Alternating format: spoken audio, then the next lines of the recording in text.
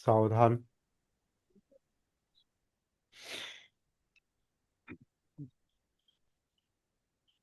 आज आपण जरा वगोतली चौथी,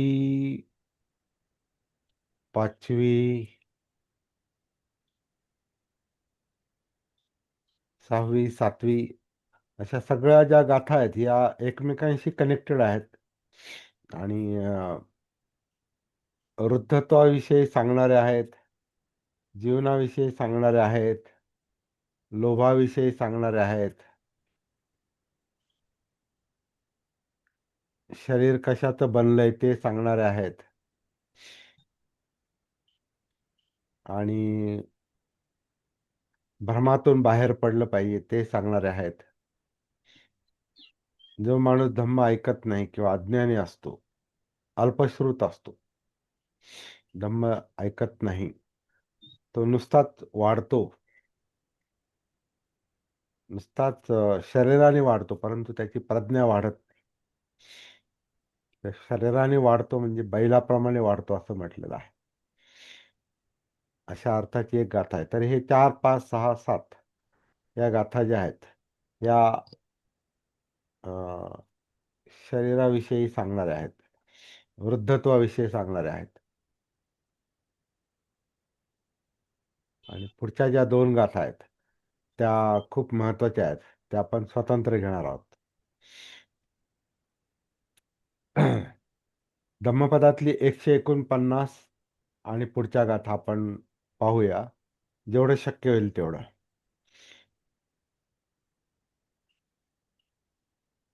यानिमानी अपत्थानी अलाबुनेव सारदे, कापोतकानी अठ्ठिनी तानी दिस्वान कारती.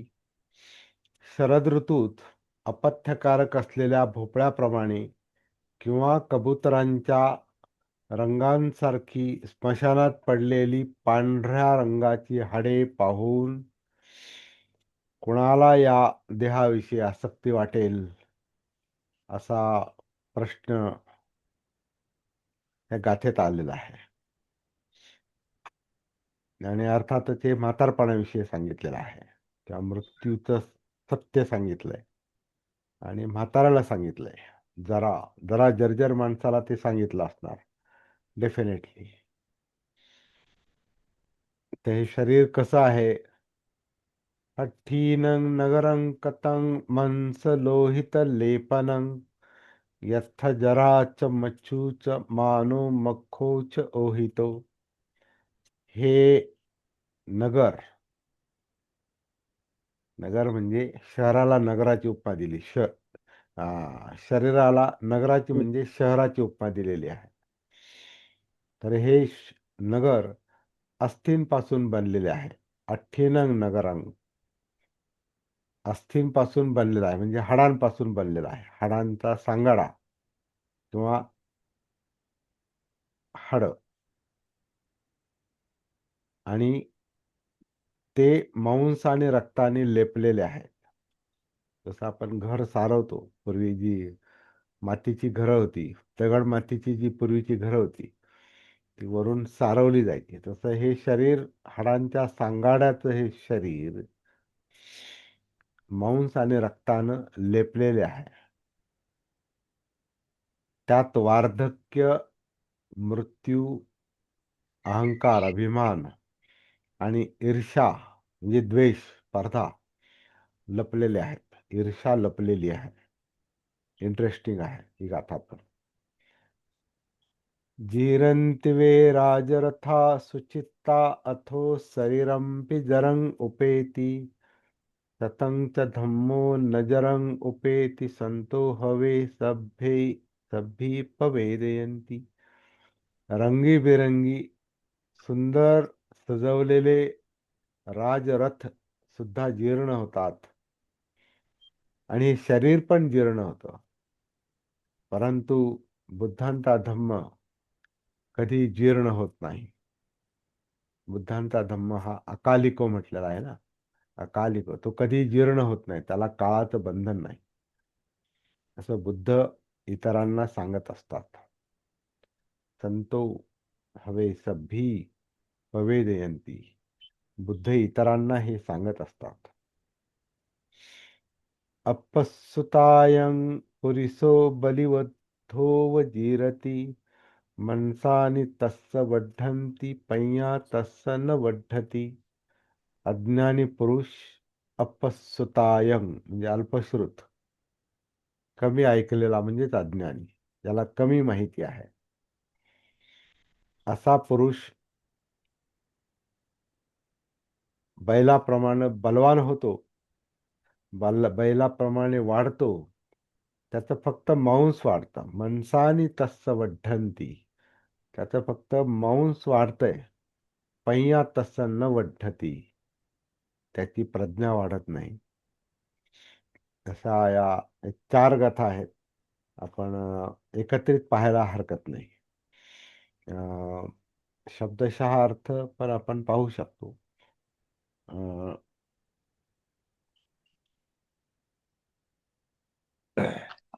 एक गोष्ट मी याच्या अगोदर लक्षात आणून देतो बरं का.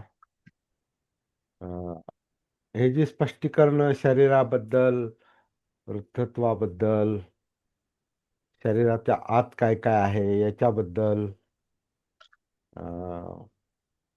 शरीराची किंवा एकूण जीवनाची म्हणजे शरीराची, जिवंत शरीराची जी लक्षणं आहेत, की लक्षणं त्याच्यामध्ये सांगितलेली आहेत. आणि हे सगळं लक्षात घेऊन जो धम्म ऐकत नाही, जो धम्म समजून घेत नाही, जो अल्पश्रुत आहे, जो बहुश्रुत आहे तो खूप ऐकतो, धम्म ऐकून घेतो शांतपणे. आणि त्याच्या विरुद्ध जो अल्पश्रुत आहे, जो कमी ऐकतो, जो धम्म समजून घेत नाही म्हणजे स्वतःला जीवन समजून घेत नाही. कारण धम्म म्हणजे जीवन. धम्म म्हणजे कुठली अशी शिकवण किंवा ग्रंथ किंवा असं काहीतरी धार्मिक अशा अर्थाने धम्म शब्द नाही. धम्म म्हणजे वास्तव, सत्य, जीवनातलं सत्य, जगण्यातलं सत्य. म्हणून एवढ्या बारीक सारी गोष्टी सांगितल्यात. शरीरातल्या, जगण्याविषयीच्या प्रवृत्ती, बारीक सारीक गोष्टी सांगितलेल्या आहेत. आधुनिक काळामध्ये शरीराचं, मानवी शरीराचं जे काही संशोधन झालेलं आहे आधुनिक काळापर्यंत, आतापर्यंत, ते खूप बारीक सारीक गोष्टी त्याच्यात आलेल्या आहेत आता. म्हणजे इतक्या बारीक सारीक गोष्टी आलेल्या आहेत की आता आपण पाहतो की नुसत्या डोळ्याचा वेगळा दवाखाना असतो. म्हणजे डोळ्यांचे स्पेशालिस्ट वेगळे असतात, कानाचे म्हणजे नाक कान घशाचे वेगळे असतात, त्वचेचे वेगळे असतात, हृदयाचे वेगळे असतात, पचनक्रियेचे आतड्यांचे वेगळे असतात, गुप्तरोगाचे वेगळे असतात, हाडांचे वेगळे असतात, अस्थितज्ञ ते वेगळे असतात.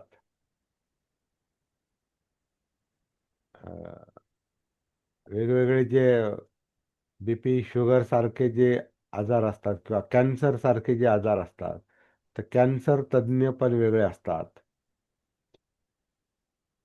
हे एवढे एवढे सगळे तज्ञ म्हणजे तेवढे ह्या शरीराचं वैशिष्ट्य आहे, या जीवनातलं वैशिष्ट्य आहे. प्रत्येक अवयवाचा तज्ञ आहे, हे विशेष आहे. म्हणून आपण एवढे दवाखाने पाहतो. ते दवाखाने का आहेत? तर प्रत्येक संशोधने इतकी वाढलेली आहेत की त्याच्यामध्ये प्रत्येक अवयवाचा आता स्वतंत्र अभ्यास करण्याची आवश्यकता भासली आणि त्याच्यातले ते स्पेशालिस्ट तयार झाले. पण हे सगळे अवयव जे आहेत, हे सगळे एकमेकांशी कनेक्टेड आहेत. आता सकाळी मी शरीरातल्या ज्या सिस्टम्स असतात, म्हणजे ह्या अवयवाशी संबंधित किंवा शरीरातल्या ज्या वेगवेगळ्या काय म्हणतात सिस्टम्स सिस्टम्स म्हणजे काय, वेगळी कार्य जी चाललेली आहेत इंद्रियांची किंवा अवयवांची, जी वेगवेगळी कार्य जी चाललेली आहेत त्याची 11 गटामध्ये त्याची विभागणी केलेली आहे. 11 11 पद्धतीनं ते 11 ऑर्गन सिस्टम्स आहेत. 11 inter connected 11 inter connected organ systems, एकमेकांशी कनेक्ट असलेल्या 11 ऑर्गन ऑर्गन म्हणजे अवयवांच्या पद्धती ज्या आहेत, कार्यपद्धती, त्या 11 प्रकारच्या सांगितल्या. तर त्याच्यात मतभेद आहेत. 11 आहेत, काही 11 म्हणतात, काही 12 म्हणतात, काही 13 14 म्हणतात. आयुर्वेदामध्ये 15-16 पर्यंत गेलेले आहे. त्याच्यामध्ये एक वाक्यता नाही. कारण जसजशी संशोधन वाढत गेली, जसजसं ज्ञान वाढत गेलं, तसतसं या तज्ज्ञांना, संशोधकांना वेगवेगळ्या गोष्टी वेगळ्या स्वतंत्र सापडलेल्या आहेत. त्यांनी त्याला वेगळं नाव दिलं, वेगळी सिस्टम त्यांनी सांगितली, असं ते आहे. परंतु इंटरकनेक्टेड आहे. सगळं एकमेकांशी जोडलेलं आहे. एकच जीवन आहे, एकच शरीर आहे आणि एका शरीरामध्ये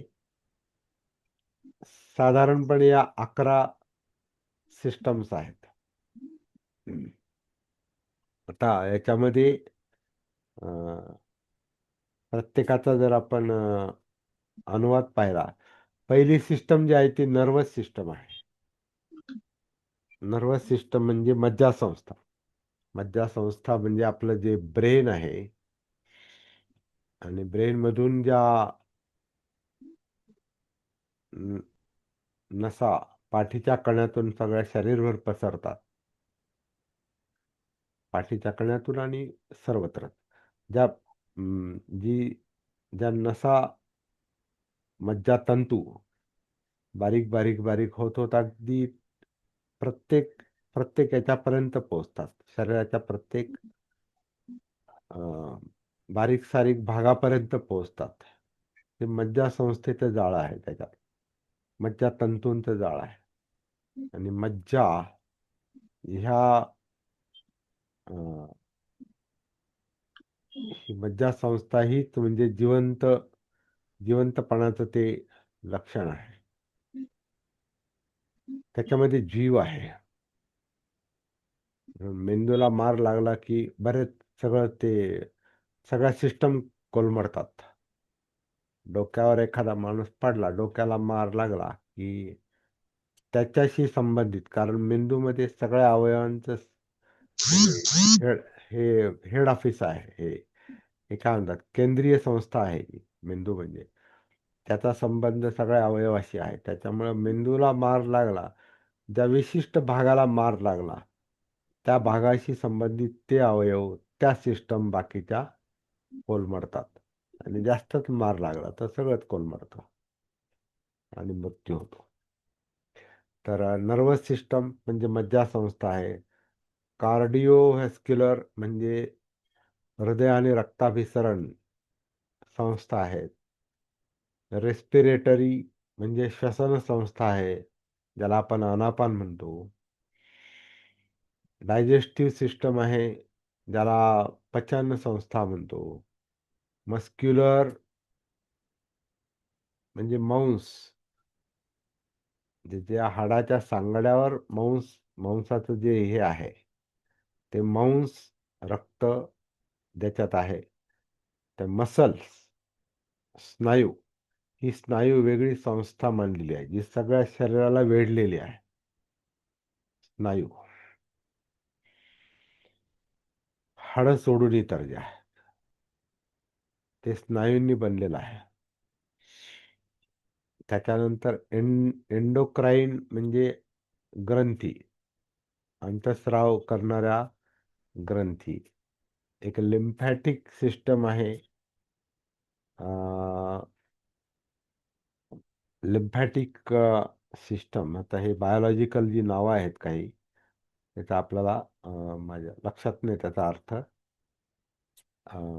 पण पाहूया आपण. आपल्याला ज्ञानात थोडी थोडी करून भर पडणं गरजेचं आहे. आणि बुद्धांनी जीवनाबद्दल सांगितलंय म्हणजे सगळ्यात बारीक सारीक गोष्टी त्यांनी सांगितलेल्या आहेत. पण त्यावेळेला जेवढे त्यांना कायेमध्ये उतरून जेवढं त्यांना सापडलं, ज्यांना आढळलं कायेमध्ये उतरून आणि बाहेर पाहून जेवढं त्यांना आढळलं तेवढं त्यांनी ते सांगितलं. आधुनिक काळामध्ये त्याच्यामध्ये इतकं हे झालेलं आहे, म्हणजे इतकं संशोधन झालेलं आहे की अनेक पटींना आता ते ज्ञान, शरीराचं ज्ञान, शरीर विज्ञान आणि शरीरातल्या आतल्या बाहेरचं सगळ्याच गोष्टी ज्या आहेत या या बारकाईनं आता लोकांसमोर येत चाललेल्या आहेत. आणखीन त्याच्यात बरीच संशोधनं होत चाललेली आहेत. फक्त एकच गोष्ट राहिलेली आहे.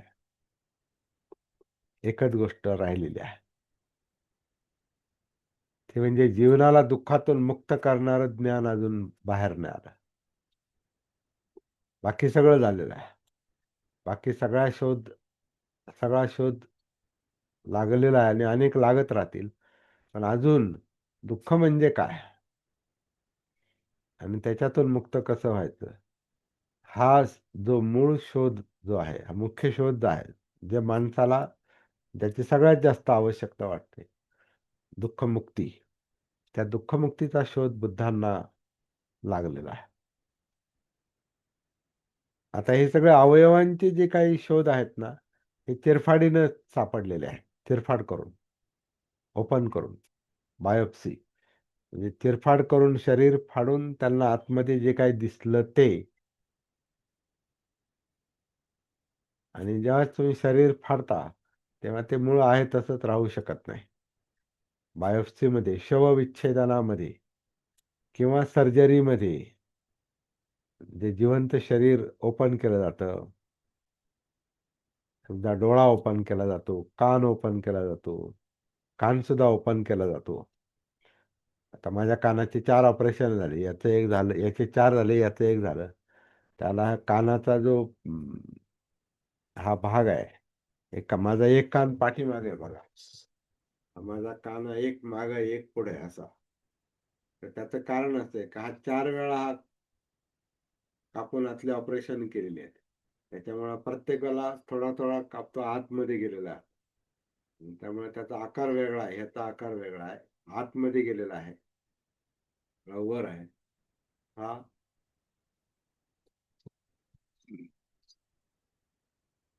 याने पण जागा बदललेली आहे, डाव्यानं पण.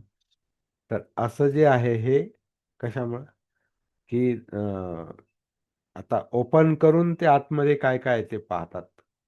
3 कर्ण जे आहेत समजा ते त्यांना ती दिसली. असं ते संशोधनं चाललेली आहेत. हार्ट हार्ट ओपन करतात, ब्रेन ओपन करतात, म्हणजे कवटी ओपन करून ब्रेनचं काम पाहतात, की आता ते बारीक सारीक त्यातल्या गोष्टी आता लोकांच्या लक्षात येत चाललेल्या आहेत.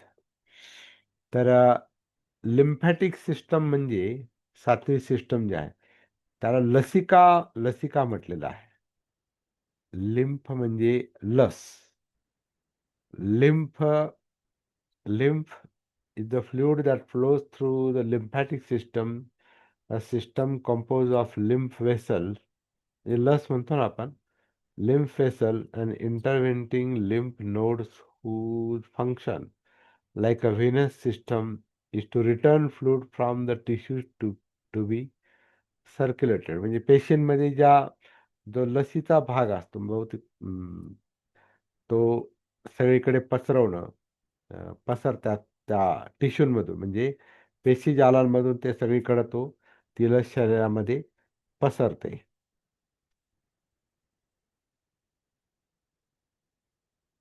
असं त्याचं बारकाईनं बरंच मोठं वर्णन आहे. ते ज्यांना अभ्यास करायचा त्यांनी ते ते करू शकतात. त्याच्यानंतर पुढची जी एक सिस्टम आहे त्याला इंटेग्यू इंटिग्युमेंटरी इंटेग्युमेंटरी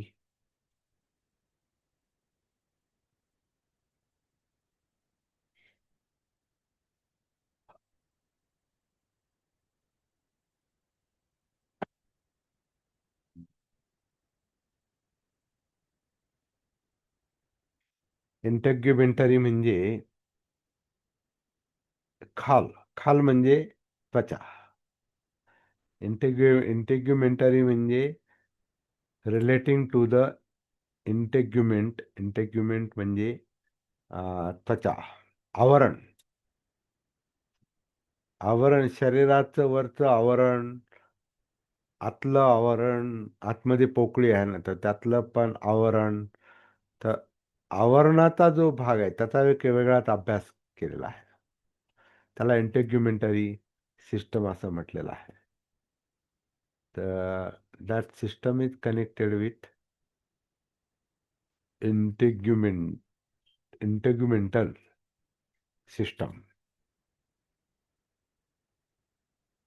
आणि त्यातल्या पेशी, त्वचा आणि त्यातल्या पेशी, पेशीजाल, असा तो अभ्यास आहे. युरिनरी सिस्टम आहे म्हणजे उत्सर्जन क्रिया, ज्याला आपण मलमूत्र म्हणतो. त्याचा एक स्वतंत्र अभ्यास आहे. त्याचे पण स्वतंत्र स्पेशालिस्ट आहेत, हे माहिती असेल. आणि सगळ्यात शेवटी जी 11वी सिस्टम आहे, ज्याला रिप्रोडक्टिव्ह सिस्टम म्हटलेलं आहे. म्हणजे पुनरुत्पादन जे होतं, पुनरुत्पादन, ते प्रत्येक प्राणी हा पुनरुत्पादन करण्यातला एक घटक आहे, माध्यम आहे. स्त्री आणि पुरुष किंवा स्त्रीलिंग आणि पुल्लिंग हे वनस्पतीमध्ये पण आहेत, हे प्राण्यांमध्ये पण आहेत. ह्याच्यामध्ये पुनरुत्पादन होतं. तर हे पुनरुत्पादनची एक सिस्टमच त्यांनी त्याच्यात शरीरामध्ये तयार होते. अशा प्रकारच्या ह्या 11 सिस्टम आहेत. आता ह्या 11 सिस्टमनं बनलेलं हे शरीर आहे किंवा आणखीन बऱ्याच काही. तर ह्या सिस्टमनं बनलेलं शरीर आहे हे एकाच एकाच शरीराचे हे वेगवेगळे भाग आहेत. आणि हे सगळं वेगवेगळं होऊन जातं नंतर. हे जोपर्यंत सिस्टम चालू आहे तोपर्यंत जीवन व्यवस्थित चालू आहे. सिस्टम बिघडली का आजारी पडला, माणूस आजारी पडतो. असं आता हे ज्ञानामध्ये भर पडलेली आहे. परंतु हे सगळ्यात वैशिष्ट्य हे आहे की या सगळ्या सिस्टम ज्या आहेत, ह्या जन्मापासून मरेपर्यंत एकसारख्या काम नाही करत. ह्या जीर्ण होत जातात. म्हणून माणसाला थोडा 40 40च्या पुढे चष्मा लागतो, असं पूर्वी म्हणायचे. आता तर लहान मुलांना पण चष्मा लागतो. म्हणजे डोळ्याचं जे काम आहे, इंद्रियांचं इंद्रियांची जी सिस्टम आहे, आता याच्यामध्ये इंद्रियांचं जे काम आहे ना, हे त्यांनी एकाच याच्यात टाकलेलं आहे, ती म्हणजे नर्वस सिस्टम. नर्वस सिस्टम मध्ये इंद्रिय टाकलेली आहेत. मज्जासंस्थेमध्ये इंद्रिय टाकलेले आहेत. तर म्हणजे याचा अर्थ इंद्रिय ही मज्जासंस्थेचाच भाग आहे. मेंदूलाच डोळे जोडलेले आहेत, मेंदूलाच कान जोडलेले आहेत, मेंदूलाच नाक, जीभ, त्वचा, हे सगळं मेंदूशीच कनेक्टेड आहे. त्यामुळे एकच ती सिस्टम सांगितली, ती म्हणजे नर्वस सिस्टम, मज्जासंस्था. त्यांनी डोळे, कान, नाक, जीभ, त्वचा वेगळं केलेलं नाही. त्वचा म्हणजे स्किन म्हणून वेगळं हे केलंय, परंतु इंटेग्युमेंटरी, परंतु मेंदूशीच कनेक्टेड ही 5 इंद्रिय त्यांनी जोडलेली आहेत. आणि मेंदूला बुद्धांनी स्वतंत्र 6वं इंद्रिय मानलेलं आहे, मन, माइंड. हे 6वं इंद्रिय आहे, जे इंद्रियानुसार काम करतं. म्हणजे इंद्रियांचे इनपुट त्याला मिळतं आणि चित्तानुसार ते डिस्टर्ब होतं. इमोशन ज्या जन्माबरोबर आलेले असतात. तर हे सगळं जे शरीर आहे हे जीर्ण होतं. पुन्हा परिजीर्ण परिजीर्णमिदं म्हणजे हे जीर्ण होतं, ते जीर्णत्वाला जातं. ते परिजीर्णमिदं रूपं रोगनिढ्ढं पभंगुरं, हे रोगांचं घर आहे आणि क्षणभंगूर आहे. पभंगुरं भिज्जती, हे नष्ट होणार आहे, सडून नष्ट होणार आहे. आणि मरणंतं जीवित, हे आपण नाही कालही पाहिलं नाही का हे. आपण पुढच्या गाथेकडे आलोत आज. आपण हे भोपळ्याप्रमाणे आहे असं म्हटलेलं आहे.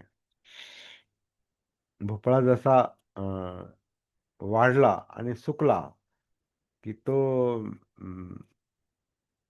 त्यातलं ते वरचं चामडं कडक होतं आणि आतल्या बिया आतल्या वेगळ्या होतात. त्यातला जो गर असतो तो पूर्ण सुकून जातो. आणि तो भोपळा जो जर कोणी सुकलेला भोपळा जर पाहिला असेल तर त्याला एक त्याची उपमा दिलेली आहे शरीराला, जीर्ण शरीराला. त्यानंतर एक कबुतराची जी हाडं आहेत, आता ते आता हे कसं आहे की त्यावेळेला ह्या सहजासहजी दिसणाऱ्या घटना असतील, ह्या दृश्य असतील. कारण अ, यांचा जो काही यांची जी वहिवाट किंवा यांचं जे फिरणं होतं हे जंगली भागामध्ये जास्त असणार आहे, ग्रामीण भागामध्ये जास्त असणार आहे, तर तिथं अशा गोष्टी सहज दिसणार आहेत. आता आपल्याला काही सहज असं पांढरं म्हणजे काय पांढऱ्या हाडं मोकळी झालेलं कबूतर किंवा एखादा पक्षी आपल्याला शहरामध्ये पटकन दिसणार नाही. पण ग्रामीण भागामध्ये दिसू शकतो. तर शरीर हे असं आहे, असं पहा असं म्हटलेलं आहे. आणि असं जर त्या शरीराचा शेवट होतो, तर मग त्याच्याविषयी आसक्ती कशी काय वाटू शकते? भान असलेल्या माणसाला, जागृत असलेल्या माणसाला ही गोष्ट लक्षात आणून दिलेली आहे. त्यानंतर हे शरीर जे आहे, हे नगराप्रमाणे आहे. शहर आहे हे आणि हे अस्थींचं शहर आहे. अस्थी आहे त्याच्यामध्ये, हाडांचा सांगाडा. डोक्यापासून पायापर्यंत जी वेगळी हाडं आहेत. तर हे हाडांचा सांगाडा जो आहे, तो काही-काही ठिकाणी प्रयोगशाळांमध्ये वगैरे लावलेला असतो. आपण शाळेमध्ये सुद्धा शाळा, कॉलेजमध्ये म्हणजे जिथं शास्त्र शिकवलं जातं, त्या बायोलॉजी डिपार्टमेंटमध्ये, झूलॉजी डिपार्टमेंटमध्ये हे हाडांचे सांगाडे उभे असतात बघा. ते आपण अवश्य पाहिले पाहिजे जाऊन. निरीक्षण करता येतं. तर ह्या अशा हाडांचं हे शहर, हे नगर बनलेलं आहे आणि त्याला वर मांस आणि रक्तानं लेपलेलं आहे. त्याच्यामध्ये वार्धक्य आहे. म्हणजे जेव्हा शरीर जिवंत असतं, तेव्हा ते वार्धक्याकडे म्हणजे जरा जर्जर म्हातारपणाकडे ते झुकतं हळू-हळू, हळू आणि शेवटी त्याचा मृत्यू होतो. आणि हे जो पाहत नाही, याचं ज्याला भान नसतं, त्याचा अभिमान, अहंकार कमी होत नाही. म्हणजे या जिवंत शरीरामध्ये अभिमान आहे. ह्या नगरामध्ये अभिमान दडलेला आहे. म्हणून माणसाला सौंदर्याचा अभिमान असतो, दिसण्याचा अभिमान असतो, काळे केस असल्याचा अभिमान असतो आणि सरळ नाक असेल तर अभिमान असतो. गोरा रंग असेल तर अभिमान असतो. त्याला कितीही सांगा, तर ते जाग येत नाही. गोरे रंग पे ना इतना गुमान कर, गोरा रंग तो दिन में ढल जाएगा. तर ते सत्य आहे, पण नाही लक्षात येत. तर तो अभिमान असतो, अहंकार असतो. त्याच्यानंतर म्हणजे मान. अठ्ठीनं नगरं कथं म्हणजे अस्थींच्या या नगरांमध्ये मंस लोहित लेपनं, जे मांस आणि रक्ताने लेपलेलं आहे. यथ जराच मच्छूच मानो, यामध्ये म्हातारपण आहे, मृत्यू आहे आणि अहंकार पण आहे. आणि मखोच ओहितो म्हणजे काय दडलेला आहे ओहितो, मख मख्खपणा म्हणजे ईर्षा. मख्ख मखोच ओहितो. आता अं, ओहितो म्हणजे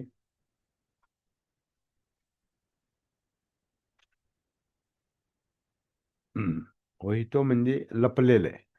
ओहित म्हणजे दडलेले, त्याच्यामध्ये राहतात. काय राहतात? पाखंड राहतात, ईर्ष्या राहते, मत्सर. आता ही ईर्ष्या म्हणजे काय आहे? जेव्हा माणूस अहंकारात दडलेला असतो, तेव्हा तो इतरांशी तुलना करतो, ज्याला जीवनाचं भान नसतं, या वास्तवांचं भान नसतं, जे या जरा मध्ये सांगितलेलं आहे. ज्याला वास्तवाचं भान नसतं तो इतरांशी तुलना करत राहतो. स्वतःचा अहंकार जपण्यासाठी आपण इतरांपेक्षा किती श्रेष्ठ आहोत, मोठे आहोत, वेगळे आहोत, हे दाखवण्यासाठी हे जे त्याला वाटतं हे त्याच्यातल्या मान म्हणजे अहंकारामुळे, अभिमानामुळे, आणि मग तो ईर्ष्या करतो. अ, इतरांचं दुसरा जर आपल्यापेक्षा श्रेष्ठ असेल तर त्याच्याबद्दल त्याला ईर्ष्या निर्माण होते. जीलसी ज्याला आपण म्हणतो, जळतो तो. इतरांच्या चांगल्या गोष्टी पाहून हा जळतो, कारण हा स्वतःला कमी समजतो. कारण याची एक बाजू बाहेर आहे आणि दुसरी बाजू आतमध्ये आहे. तर ते जळण्याचं कारण आतमध्ये आहे. तो स्वतःला कमी समजतो म्हणून इतरांचं जास्त त्याला खुपतं. आणि इतरांचं कमी असलं तर मग याला अभिमान वाटतो. माझं जास्त आहे, त्याचं कमी आहे. म्हणजे अभिमान आणि ईर्ष्या ह्या एकाच नाण्याच्या दोन बाजू आहेत. मान आणि ईर्ष्या. स्वतःला मान लागतो म्हणून दुसऱ्याला कमी समजतो. दुसरा जर याच्यापेक्षा जास्त असेल तर त्याचा जळफळाट होतो. म्हणजे ईर्ष्या, आणि त्याला द्वेष वाटतो. पण हे जीवनाचं जे पहिलं स्वरूप आहे, हे कसं आहे हे लक्षात घेऊन आपला मान आणि आपली ईर्ष्या याच्यातून मुक्त झालं पाहिजे. कारण ते दुःखाचं कारण आहे. ते आपल्या विचलनाचं कारण आहे. त्याच्यामुळे चित्त विचलित होतं. त्याच्यामुळे चित्त कंपित होतं, असं म्हटलेलं आहे. त्यानंतर असं पुढची गाथा असं सांगते, जिरंती वे राजरथा. म्हणजे जे राजरथ असतात, म्हणजे राजाचे जे रथ असतात, ते सुद्धा जीर्ण होतात. कारण ते खूप सजवलेले असतात. राजाचे रथ किती सजवलेले असतात याची आपण कल्पना करू शकत नाही. परंतु आपण समजा आता का परवा अ, 26 जानेवारीला जे काही दृश्य दाखवले जातात लाल किल्ल्यासमोर, मोठ्या रस्त्यावर जे काही म्हणजे जे दृश्य दाखवले जातात, त्याच्यामध्ये अशा काही गोष्टी आपल्याला दाखवतात. सजवलेले रथ असतात त्याच्यामध्ये. तर ते सजवलेले म्हणजे राजाचे रथ अशा प्रकारे त्याला सजवलेले असतील. ज्याला घोडे जोडलेले असतात आणि म्हणजे राजेशाही थाट ज्याला आपण म्हणतो. त्याच्यामध्ये तो रथ सुद्धा थाटामाटात तो अ, जाण्यासाठी सजवलेला असतो. परंतु इथं असं म्हटलेलं आहे, की सुंदर सजवलेले राजरथ पण नंतर मोडकळीस येतात, जीर्ण होतात. तसं हे शरीर पण जीर्ण होतं. त्याला कितीही सजवा, किती त्याला मढवा, सोन्या नाण्यानी मढवा, नाहीतर त्याला चांगल्या कपड्यांनी मढवा, नाहीतर मेकअप करा, त्याला फेशियल करा, नाहीतर त्याला काळे कलप लावा, काही करा त्याला, कितीही करा.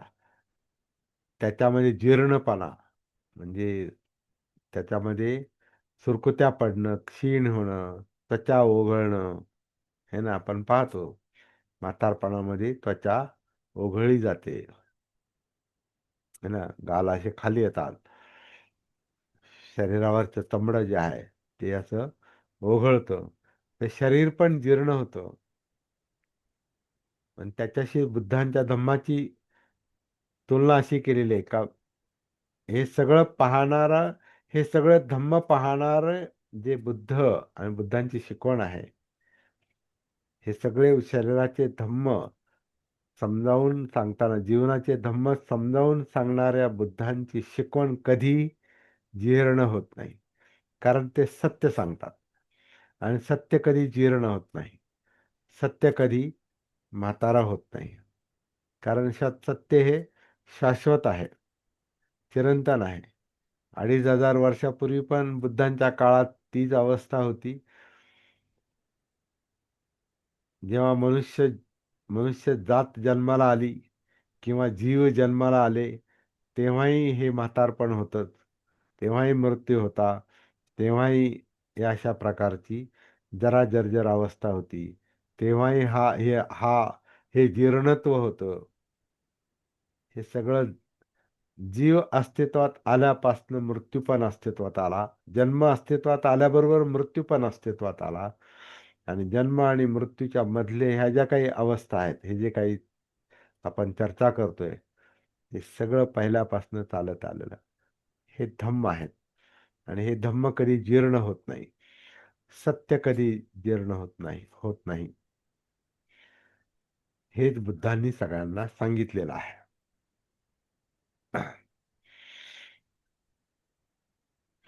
आता हे जे सत्य आहे,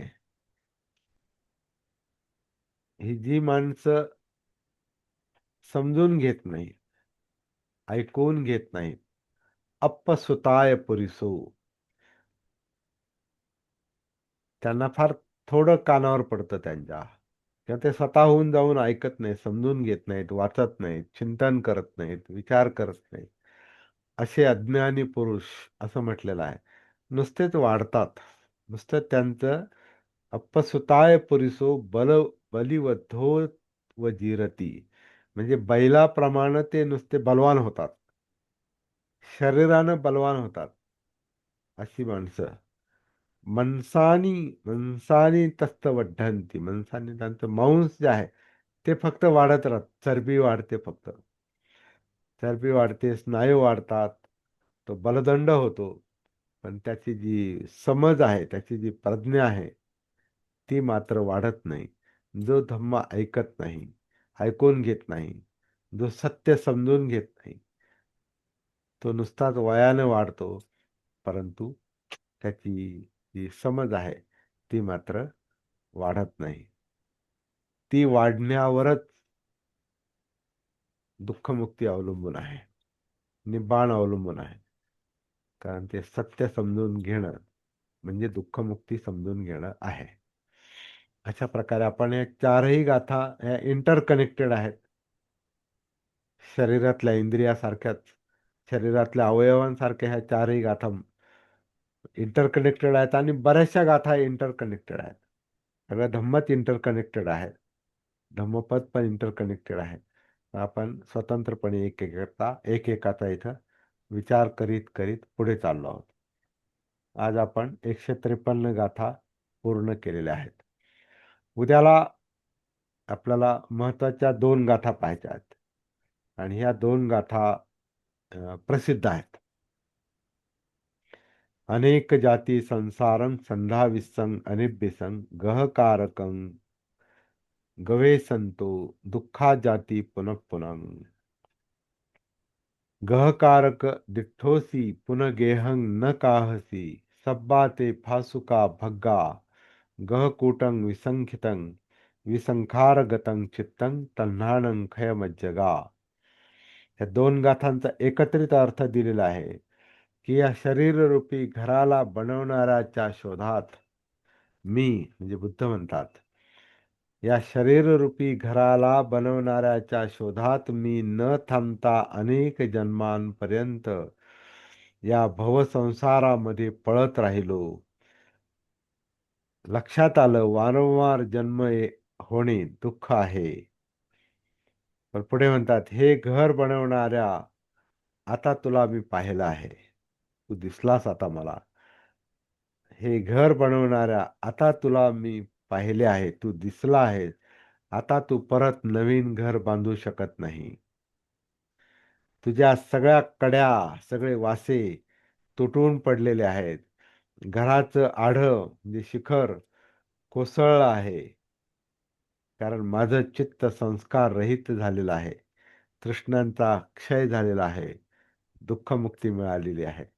पुन्हा तू घर बनवणार नाही, असं त्या अशा अर्थाचं इंटरेस्टिंग आता हे आपण उद्या आपण प्रॅक्टिकली काही गोष्टी याच्यामध्ये पाहण्याचा प्रयत्न करणार आहोत. आणि हा सती साधनेचा पण सार आहे, हे आपण लक्षात घेऊया. जागृतीच्या अभ्यासामध्ये आपल्याला काय काय दिसू शकतं, ते या ठिकाणी सांगितलेलं आहे. तुला आता पाहिलेलं आहे. आपण शरीरामध्ये उतरतो, कायेमध्ये उतरतो, जाणीवांमध्ये उतरतो, चित्तामध्ये उतरतो, मनोधम्मांमध्ये उतरतो, म्हणजे पाहतो आपण, जसं ते म्हणतात, तुला आता मी पाहिलंय. तर असं पाहणं आहे ते. आणि ज्याला हे पाहणं जमतं, आतमध्ये उतरून, कायेत उतरून, धम्मं कायेन पश्यति, ज्याला कायेत उतरून धम्म दिसतात. म्हणजे आता जेवढी आपण चर्चा केली ती धम्माची चर्चा आहे. सगळी चर्चा म्हणजे धम्मचर्चा. धम्मचर्चा, धम्मचिंतन, धम्मचिंतन, धम्मचर्चा. हे सगळं जे धम्म आहे, जे सत्य आहे, हे या जीवनाचं निरीक्षण आहे. अंतर्बाह्य निरीक्षण आहे, जगण्याचं निरीक्षण आहे, परीक्षण आहे. तर हे तुला मी पाहिले, हे जे ते म्हणतात, माराला म्हणतात, किंवा जे हे घर बनवणाऱ्या, ती घर घर बनवणारी म्हणजे तृष्णा आहे, म्हणजे चित्त आहे. इच्छा, आकांक्षा, तृष्ण, तृष्णा हे घर बनवतं. आणि ते म्हणतात, तुला मी आता पाहिलंय, आता तुझं काम संपलं. असं 35व्या वर्षीची गाथा आहे ही. 35व्या वर्षी त्यांना प्राप्ती झाली, झाल्या झाल्या त्यांनी हे उच्चारलं असणार आहे. ते जरा वग्गोमध्ये टाकलेलं आहे ते. इंटरेस्टिंग गाथा आहे, ते आपण उद्या पाहूया. मी या ठिकाणी थांबतो. तुमच्यासाठी पुढचा वेळ, आपल्या सगळ्यांसाठी. अं, अं, त्रिभुवन सर, तुमचा प्रश्न परत विचारा, रेकॉर्डिंग करू. या घटनेमध्ये अज्ञानी पुरुष म्हटलंय, हा, त्यामध्ये नेमकं अज्ञान कोणत्या स्वरूपाचं अज्ञान हा. आणि आता ज्ञान कोणत्या अज्ञानी, स्वरूपाचं? अज्ञानी पुरुष म्हणजे त्याला अल्पश्रुत म्हटलेला आहे. अल्पश्रुत म्हणजे तो ऐकत नाही, ऐकून घेत नाही, धम्म समजून ऐकणं म्हणजे काय, समजून घेणं, लक्ष देणं. ऐकण्याचा अर्थ काय होतो, लक्ष देऊन ऐकणं. ऐकू येतं म्हणून ऐकणं नाही, ऐकणं. ऐकू येणं आणि ऐकणं याच्यात फरक आहे. ऐकणं हे नैसर्गिक आहे, कान आहेत, ऐकू येतंय. पण ऐकणं म्हणजे लक्ष देणं आहे. तर जो ऐकतो म्हणजे लक्ष देतो, तो समजून घेतो. कारण जो ऐकतो तोच चिंतन करतो, जो ऐकतो तोच खरा अभ्यास करतो. पाहतो, दिसणं आणि पाहणं याच्यात फरक आहे. दिसणं हे नैसर्गिक आहे, ते इंद्रियाचं काम आहे. पण पाहणं हे इच्छा आहे, पाहणे हे प्रयत्न आहेत. पाहण्यात अभ्यास असतो, दिसण्यात अभ्यास नाही. दिसायला काय, सगळं जग दिसतंय आपल्याला. पाहणं म्हणजे अटेन्शन, ध्यान. इथं ध्यान आहे, परंतु कशावर ध्यान द्यायचं याचं भान, याची सती. नाहीतर ध्यान कुठेही जातं, मग इच्छा पण ध्यान करते. इच्छा, आकांक्षा, तृष्णा पण ध्यान करते. तृष्णाच ध्यान करते. मला असं बऱ्याच वेळा असं जाणवतं की तृष्णाच ध्यान करते. कारण जिथं इच्छा असते तिथं लक्ष खेळून राहतं, तिथं अटेन्शन राहतं, तिथं माणूस ध्यान करतो. त्याच्यामध्ये इच्छा असते. परंतु सती भान जे असते ना, तिला सर्वांगीण म्हणजे सगळ्या अस्तित्वाचं तिला टॉप टू बॉटम तिला भान असतं, जागृती असते. ही गोष्ट बुद्धांच्या लक्षात आल्यामुळं त्यांचे प्रयत्नच वेगळ्या दिशेने गेले असं दिसतंय, शेवटचे प्रयत्न बुद्ध घेतले. तर जो ऐकतो म्हणजे आधुनिक काळामध्ये वाचतो, पण वाचन करतो, वाचतो, वाचतो म्हणजे पाहतोय ते. नुसतंच वाचत नाही, तो वाचतो म्हणजे खरोखर वाचतो. नुसतं दिसतंय म्हणून पाहत नाही त्याच्याकडे, तो वाचतो म्हणजे लक्ष देऊन तो वाचतो. किंवा आता बुद्धांच्या याच्यामध्ये वाचन हा प्रकार नव्हता. अर्थात निरीक्षण, डोळ्याचं निरीक्षण असणार आहे. म्हणूनच त्यांनी आता हे शरीराचं, शरीराच्या अवयवांचं, शरीरांच्या स्थितीचं त्यांनी वर्णन केलेलं आहे. ते त्यांचं वाचनच आहे, डोळ्याचं वाचनच आहे. दृश्य पाहणं म्हणजे राजरथ क्षीण होतात, हे त्यांचं निरीक्षण आहे. शरीर क्षीण होतं, हाडांचा सांगाडा पडलेल्या त्या कबुतराप्रमाणे शरीराची अवस्था होते, निरीक्षण आहे. ते सगळी निरीक्षण आहे. तर निरीक्षण म्हणजे ते एक प्रकारे जागृतीपूर्वक पाहणं आहे. तसं जागृतीपूर्वक धम्म ऐकला आणि त्याच्यावर चिंतन केलं तर आपल्याला धम्म समजतो. जो ऐकत नाही त्याला अज्ञानी म्हटलेलं आहे. अल्पश्रुत आहे तो. तो ऐकत नाही म्हणजे जाणून घेत नाही. का? तो भानावर नाही. तो सतीमध्ये नाही. जगण्याचंच भान नाही, जीवनाचं भान नाही. त्यामुळं जीवनातले प्रश्नही कळत नाहीत, प्रॉब्लेम कळत नाही, म्हणजे दुःख दिसत नाही, आपली विचलित अवस्था दिसत नाही, लक्षात येत नाही. आणि म्हणून तो ऐकत नाही. जो ऐकतो तो पुढे जातो. नाहीतर तो नुसताच आता बैलाची उपमा दिली. मला वाटतं आपण एक पोळ असा शब्द आहे, पोळ. बरोबर आहे. पोळ पोळ म्हणजे जो पोळ किंवा वळू जो असतो ना गावातला किंवा रस्त्याने फिरणारी जी नुसती मोकाट बैल जी असतात, मोकाट बैल, ते खूप दांड असतात. दांड असतात आणि आडदांड असतात. तर ते काही कामाचे नसतात. हे वळू आणि हे जे पोळ जे असतात ना, आपण म्हणतो ना, कधी कधी म्हणजे काय नुसता पोळासारखा फुगला, पोळासारखा माजलाय, पोळासारखा फिरतो, असं म्हणतात बघा. ग्रामीण भागात ते शब्द असतात. तर ते पोळ म्हणजे ते त्याची उपमा आहे खरं म्हणजे ही. का नुसता खातो पितो आणि फिरतो, तो काही नाही करत. तसं धम्म जो ऐकत नाही, जो सत्य समजून घेत नाही, त्याची सगळी शक्ती खाण्यापिण्यात जाते. खाओ पिओ ऐश करो मौज करो. त्याच्या जीवन कधीच लक्षात येत नाही. जीवन लक्षात येत नाही. त्यामुळे सत्य कळत नाही. सत्य नाही कळालं तर मग त्याचं जीवन तात्पुरतं आनंदात वाटतं, पण शेवटी मात्र त्याला खूप त्रास होतो. त्याला शेवटी नंतर म्हणून आता जरा वग्गामध्ये आलेला आहे. का शेवटची जी अवस्था असते ती मग ती भयानक असू शकते, जर आपण वेळेवर धम्म ऐकला नाही तर. सत्य वेळेवर समजून घेतलं नाही तर मग नंतरची अवस्था ही भयंकर असते. हे बुद्ध एकदम सडेतोडपणे जाणीव करून देत आहेत. बाबासाहेब पण असे सडेतोडपणे जाणीव करून द्यायचे जनतेला, त्यांच्याही जनतेला आणि देशाला पण, आणि सगळ्यांना सडेतोड जाणीव करून द्यायची. बिडबाड नव्हती. कोणाला काय वाटल नाही. बिनधास्त बेधडक आणि धाडसानं परिणामाची त्यांनी चिंता केली नाही. आता माझं काय होईल. तर ते जागृतीमुळे धाडस पण येत आहे. सत्याला सामोरं जाण्याची शक्ती येते.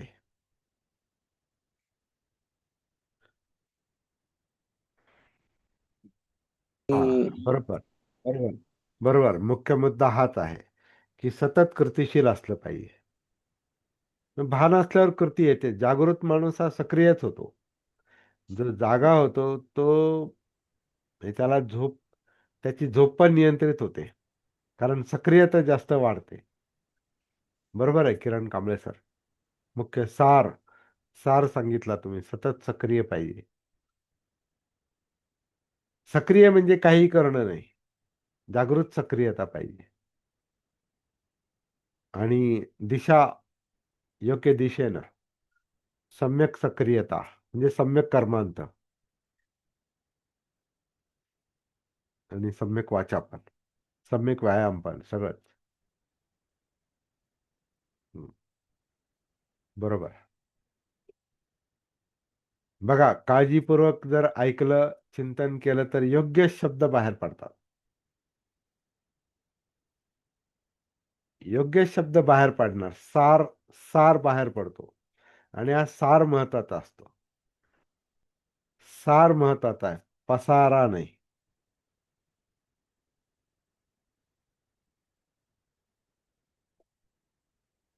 इंटरेस्टिंग आहे.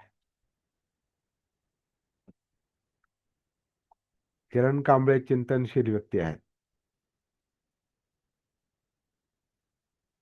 म्हणजे तुम्ही बरेच लोक आहात असं नाही, म्हणजे बरेच लोक विचार करतात, मी पाहतो. नाही सर, मी नाही बोलत, मी दुसरे भाऊ बोललो.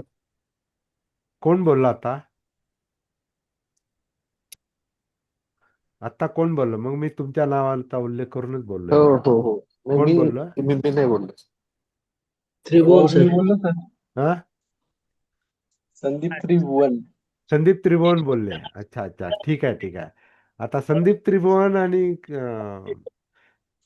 किरण कांबळे हे ते चिंतनशीलच आहेत. ते पण संदीप त्रिभुवन तर ते नेहमीच बोलतात. म्हणजे इथं मला 16 पैकी 16चे 16 लोक चिंतनशील वाटतात. आता इथं किती आहेत? 15 आहेत. त्याच्यात मी पण आहे.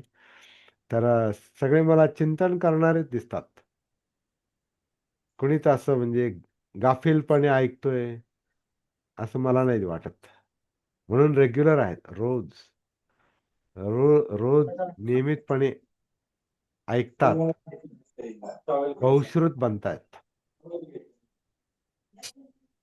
अल्पश्रुत नाही राहत ते, बहुश्रुत बनतायत. दररोज आपण वाचतो, ऐकतो, चिंतन करतो. छान.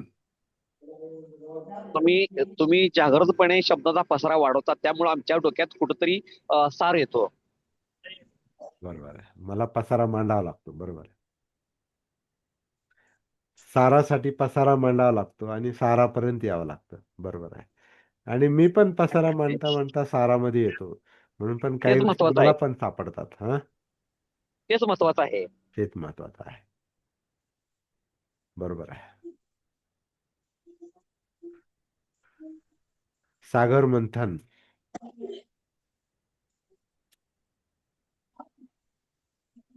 सागरात पोहण्यासारखं आहे. रोज आपण सागरात उतरतो, सागरात पोहतो.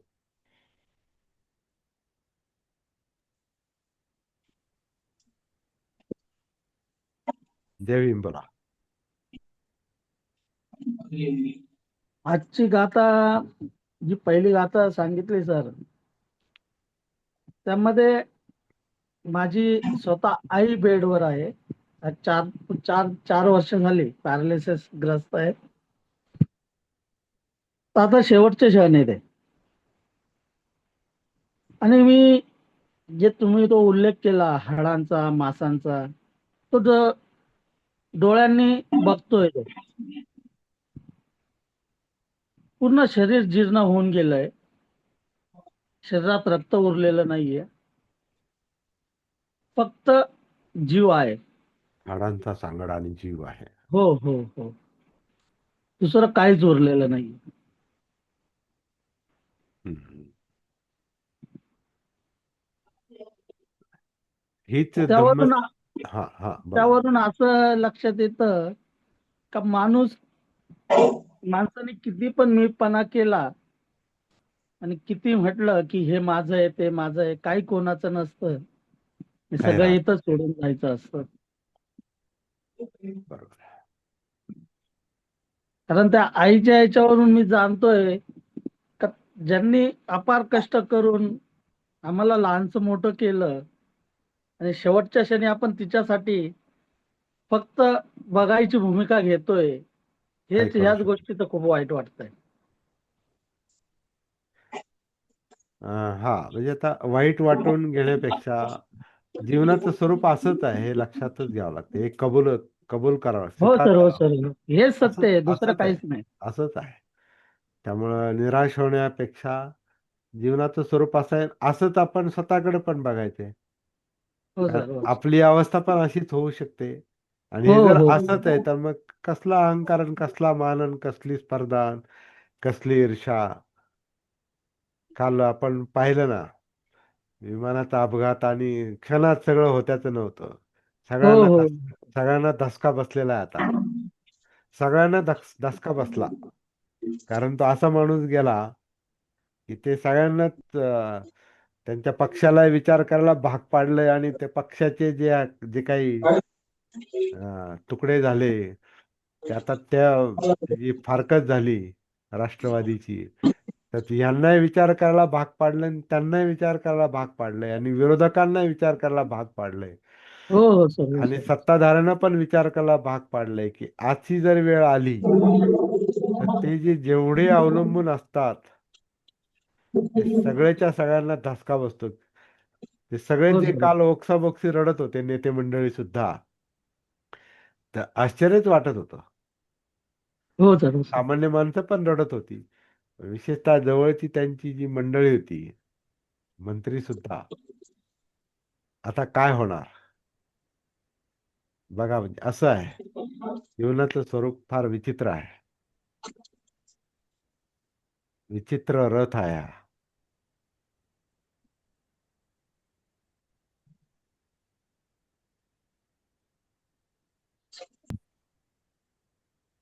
आता जय भीम नमो बुद्धाय सर्वांना. जय भीम. जय भीम.